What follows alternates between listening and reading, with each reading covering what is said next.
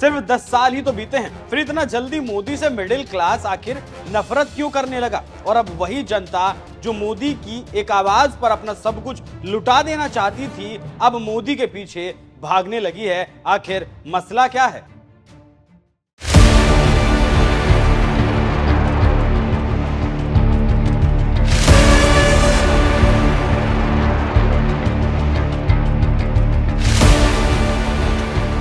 जो जलवा 2013 में नरेंद्र मोदी का था, वो जलवा 2024 में नहीं रहा, क्योंकि तब भारत की जनता को लगता था कि हमारा पालनहार नरेंद्र मोदी है, और हुआ भी वही। भारत की जनता ने मोदी को सिर आंखों पर बिठाया, लेकिन जैसे जैसे दिन बीतते गए जनता का बुखार उतरता चला गया, और अब तो जनता मोदी पर विश्वास ही नहीं करती। इसीलिए कहा जाने लगा कि अब ब्रांड मोदी ढलान पर है और जनता राहुल गांधी में अपना भविष्य अब खोजने लगी है। तभी तो मोदी सरकार के तीसरे कार्यकाल के बजट से मिडिल क्लास नाराज है, क्योंकि मोदी ने सरकारी टैक्स का जो डंडा चलाया है उससे मिडिल क्लास करहा उठा है। नरेंद्र मोदी ने अपने तीसरे कार्यकाल में देश को अमृतकाल की ओर ले जाने का वादा किया था, लेकिन पिछले हफ्ते मोदी सरकार ने अपने चुनावी घोषणा पत्र में किए गए इस वादे को किनारे कर दिया और मिडिल क्लास पर टैक्स का बोझ और ज्यादा बढ़ा दिया, जिससे जनता का तेल निकलना शुरू हो गया। अर्थशास्त्री कह रहे हैं कि मोदी सरकार ने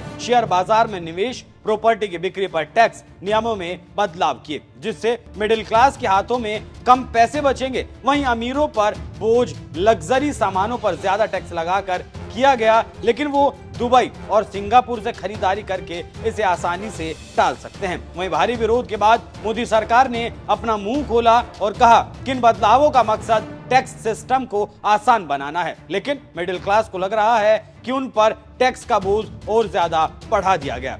इसी से भारत का मिडिल क्लास काफी गुस्से में है।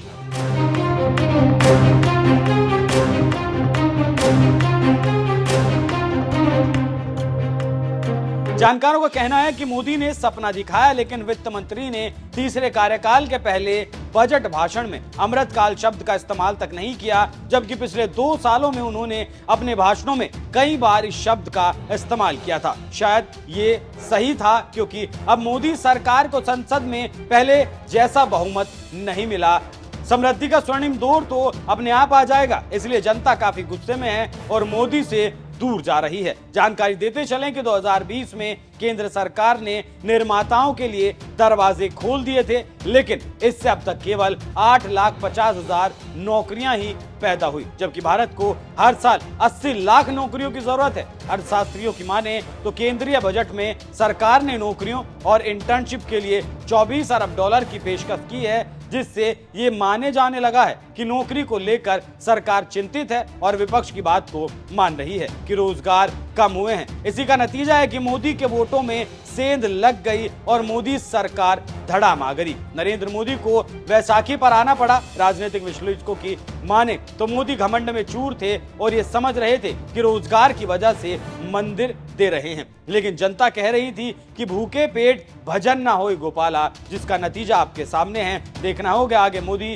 रोजगार देते हैं या जनता की मार से बाहर जाते हैं।